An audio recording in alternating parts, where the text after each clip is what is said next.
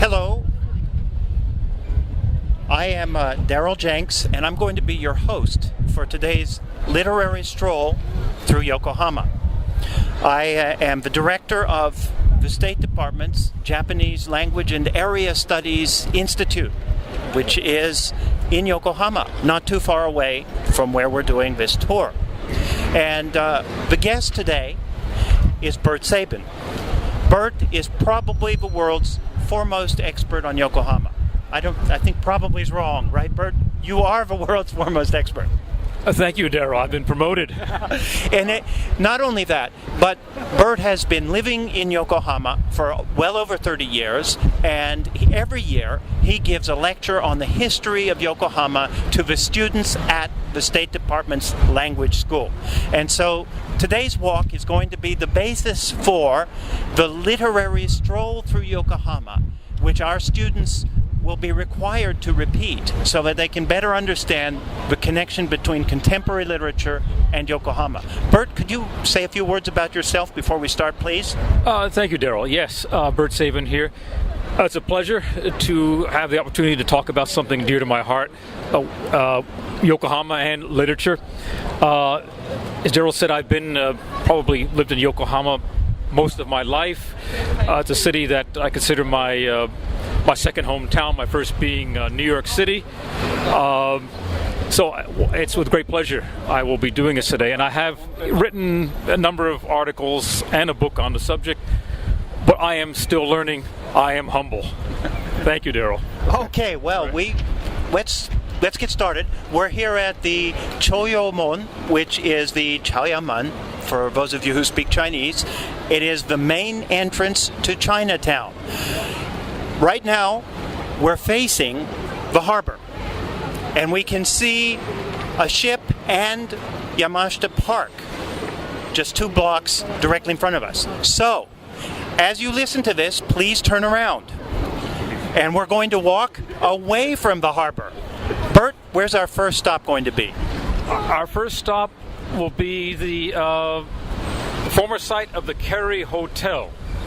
Let's get going. Okay. We're walking directly away from the harbor after having passed through this largest gate that is the entrance to Chinatown. We're passing by a Starbucks coffee right here on our right. And what's this next thing? What is this thing on our right? It looks like a restaurant of some sort. This is a restaurant. What's the name of it? Who knows? Anyway, it's a big Chinese restaurant. Yeah, there's the name. Suihua. Anyway. Okay. Now we're going to turn right at the intersection such that the coal bomb will be on your left. So you'll walk on the right side of the police box, or koban as we call them here in Japan, and you'll be walking straight. Okay?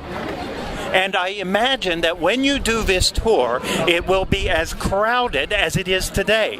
It is absolutely jam-packed here in Chinatown. Yes, it is crowded today. It's a beautiful Saturday. It's a little windy, so I hope you all can hear us. And we're passing now. Actually, we're passing the Rose Hotel. The Rose Hotel. And the first place, let me talk about where we're first going, okay? I should begin by saying that everything today, the writers will be talking about, the works we'll be introducing, all stem from the fact that Yokohama was what was the biggest port in Japan in the mid-19th century. And it's a place where interaction between Japanese and foreigners. Of course, with the after the Yonsei Treaty of that was actually, I believe, it was 1857 or thereabouts, was signed. Certain ports were opened to foreign residents and trade, and amongst those, Yokohama was the preeminent one, the largest one. Let me interrupt just a second to say we are now past the Rose Hotel. We're crossing the street, And we're continuing on. There is a parking lot right in front of us called the Dohatsu parking lot.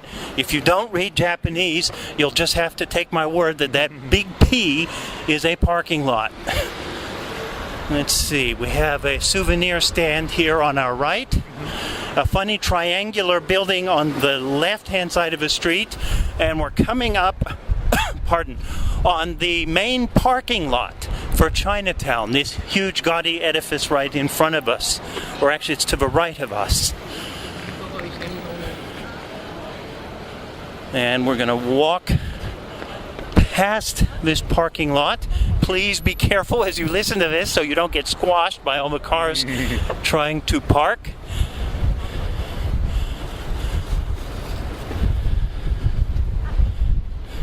Okay, so now we're at we've just passed the parking lot, and we are right at a building. It's called the Yokohama Yamashita Koen.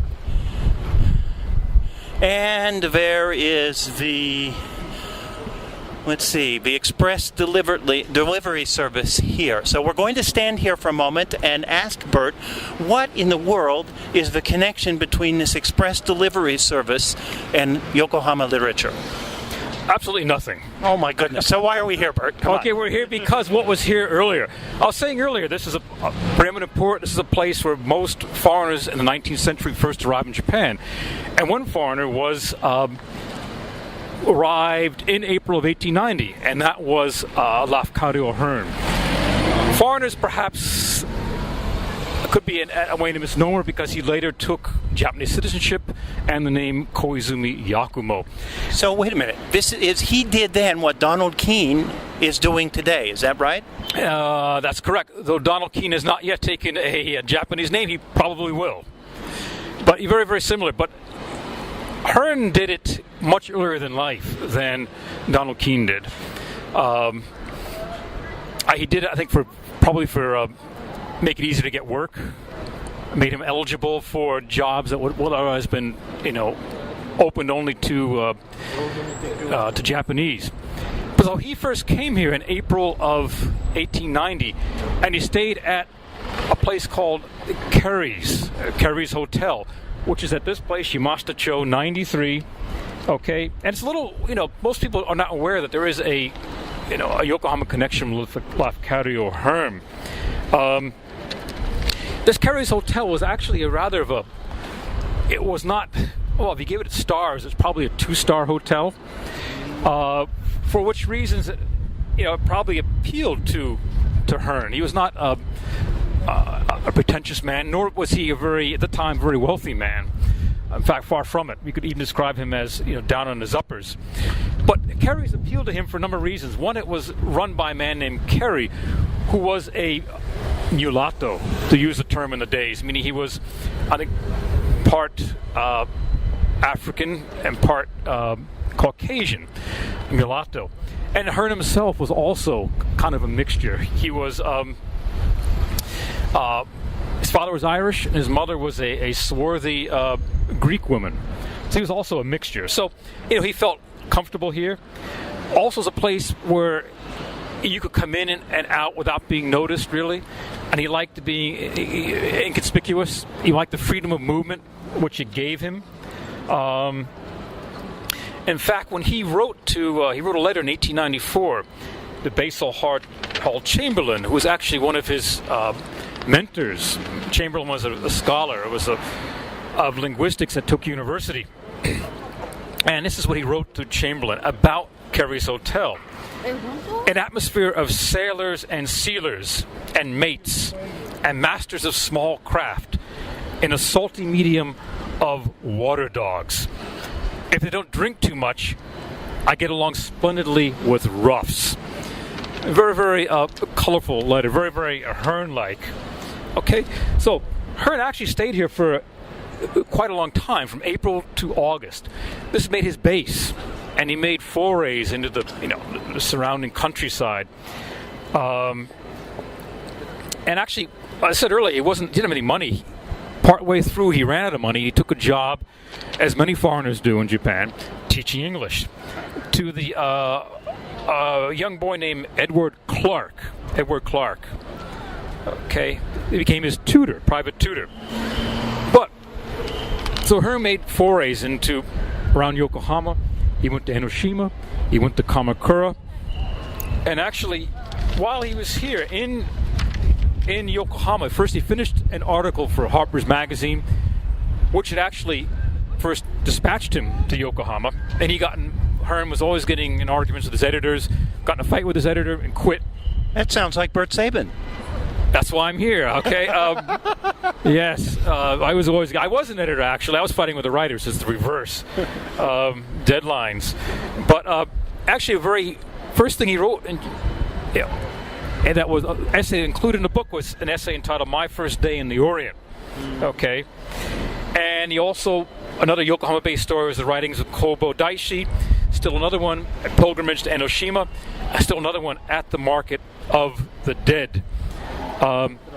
Those 4 essays were all included in his Glimpses of Unfamiliar Japan, which is still available in most bookstores here in Yokohama. That's correct. It's been brought out even in a new edition.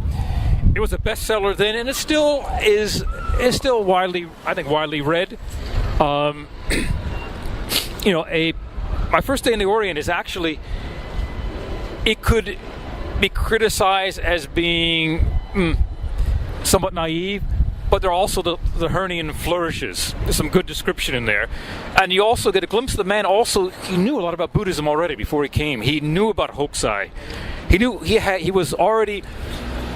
was more well-versed in Japanese culture than most people were, in America were. Well, let's, shall we keep strolling? But for the sake of our listeners, who exactly was Hokusai, and how was it that Hearn was interested in him? Okay, Hearn, Hokusai was... excuse me a minute. We're going to trace our steps back. So we're turning around and we're going to walk right back past the parking lot, the huge, gaudy parking lot, which will now be on your left. We're turning back. Okay, let's walk by the parking lot and hear a little bit more about Hokusai and Lafcadio Hearn. Okay, Hokusai was a Hanga artist, one of Japan's most well-known and most accomplished. He created what we call also ukiyo-e, but in the form of Hanga. Ukiyo-e is a broader term. It doesn't only refer to Hanga. So many people have that misperception. But it was Hokusai. He's very, very famous for his series of prints on Mount Fuji, for example. But he was, so Hearn would have seen those, been aware of them. Those ukiyo-e were also popular in the West in the 19th century. Let me just interrupt to keep people on track. We're retracing our steps. We're going right past the other parking lot, the little parking lot, with the white pea and the blue field on your left, and we're coming up to the Rose Hotel.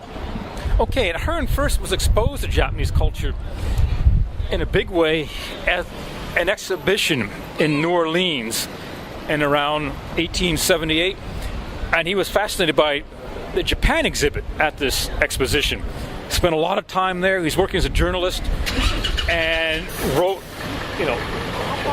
lovingly detailed descriptions of the Japanese art, and made his first, Japan contacts. And I think it was when he first got the idea that someday he'd want to go to Japan. Let me just interrupt to say we've just passed a bus stop, which is called the Akaikutsu bus stop. For those of you who are touring Yokohama, you might want to take a ride on this bus. It's a bright red-shaped trolley-like affair. Do you remember how much it cost, Bert? I've never taken it, Darrell. My goodness, 30 how many years in Yokohama? Well, I've been in Yokohama longer than the bus has. I guess that gives you a right to not have taken it.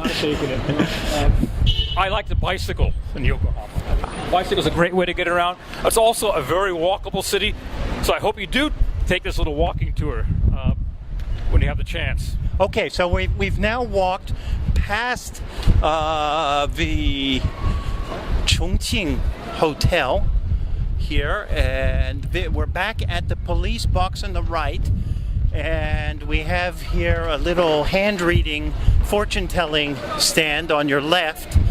And which way are we going to go here, Bert? We're going to cross the street here. Oh, we're going to go towards Chinatown 80.